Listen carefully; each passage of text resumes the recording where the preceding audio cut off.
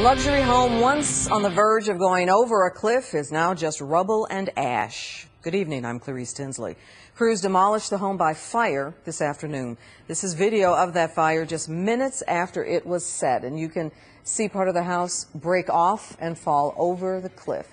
It took less than 2 hours to destroy the partially collapsed home. Fox 4's Phil Alvarado is in Hill County with details. Something very strange and uncomfortable about watching a house be set on fire than people just standing around watching it burn to the last flame. But that had to happen to keep the house from falling off the cliff into the lake. Now what you're left with is people having concerns for each other. Good Lord, it don't take long, does it, man? Look at that. The flames were chilling. Oh, look, yeah, there's the roof. Some came in their boats There it goes. to get a closer look at the fire, including Fox 4.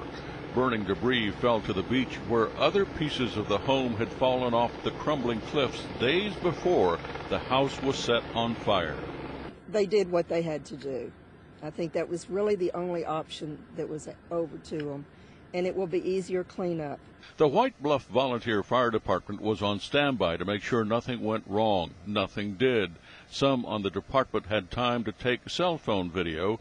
It shows flares being tossed on fuel-soaked bales of hay. Burning was deemed the best way to demolish the $800,000 house to keep it from falling into Lake Whitney. Mary Tully Critcher built a house on the bluff 12 years ago, but she worries more about her friends who have the house right next door. The home next to it, I'm hoping, that's friends of ours.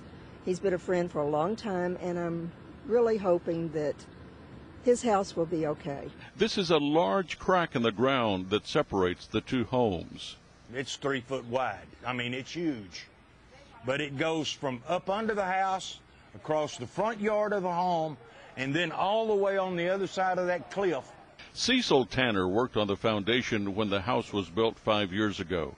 He found the crack when he went to the property 4 days ago. One of the boys that done some of the carpenter work told me that the house was out 25 inches. 25 inches? Bubba, that's a lot. The homes on Lake Whitney are a treasure to the people who live here. The sight of flames and smoke consuming this home clouds the view these cliffs afford some residents near the edge. But it is a little scary because there is other homes on cliffs, and it makes you wonder, geez, is it going to be safe? Is it going to happen again? When you build on the side of a cliff, who knows how long it's going to stay there? It's liable to stay there from now on, and it's liable to fall off in the lake just like that one's going to do. The house is rubble now. The coals will cool and the dump trucks will arrive. Another reminder that will parade through this community. If I lived on that bluff, I'd be wanting to get it checked out for sure, to make sure my home's not next. The cleanup will happen very quickly.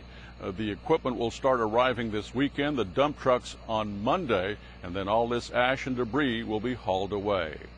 At Lake Whitney, Phil Alvarado, Fox 4 News.